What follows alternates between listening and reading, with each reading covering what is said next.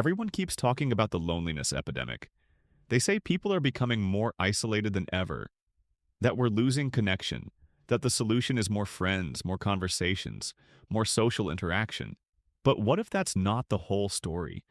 What if some people didn't become distant by accident? What if they stepped away intentionally?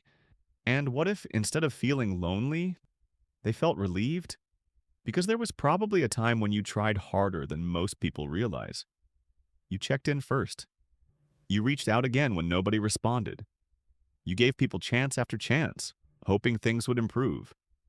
For years, you believed strong relationships required constant effort. So you carried the weight. Until eventually something changed, not because you stopped caring, because you became exhausted. Psychologists sometimes describe this as emotional overfunctioning. It's what happens when one person consistently invests more emotional energy into relationships than everyone else involved. At first, it feels generous. Over time, it becomes draining. And exhaustion changes what you notice. You start seeing who only appears when they need something, who expects support but rarely offers it, who values your presence only when it's convenient. These realizations don't make you cold. They make you aware. And awareness often makes people more selective, not less caring, more selective.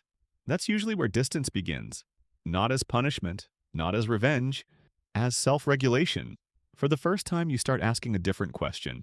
Does this relationship give me energy or constantly take it away? And that's where many people misunderstand what's happening.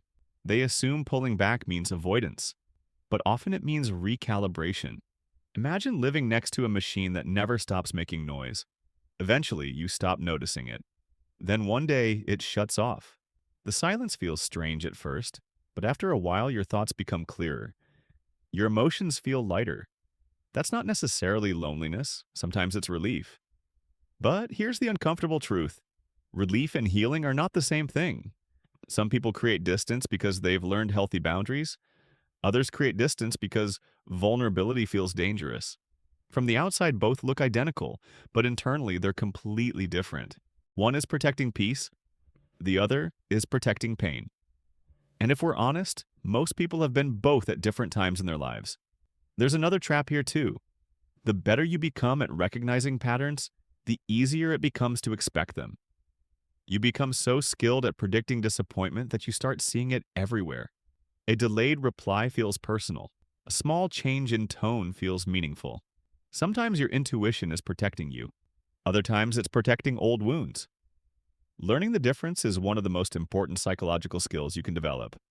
Because boundaries and disappearance are not the same thing. A boundary says, I care about this relationship, but I need space. Disappearance says no one gets access anymore.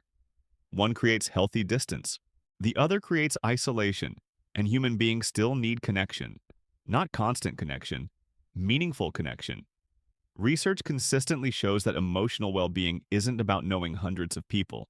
It's about feeling safe with a few. One genuine relationship often matters more than dozens of surface-level ones, which means a smaller circle isn't automatically a problem. Sometimes it's clarity, sometimes it's growth. Sometimes it's finally understanding who belongs in your life and who only occupied space in it. So if you've been wondering why solitude feels more appealing lately, why you're no longer chasing every invitation, why your circle has become smaller, maybe nothing is wrong. Maybe you're becoming more honest about your energy, your limits, and the kind of relationships you actually want. Because healthy connection isn't measured by how many people have access to you. It's measured by how safe you feel being yourself around them. And maybe that's what this season of your life really represents. Not loneliness, not isolation, just a quieter shift toward relationships that feel lighter to carry.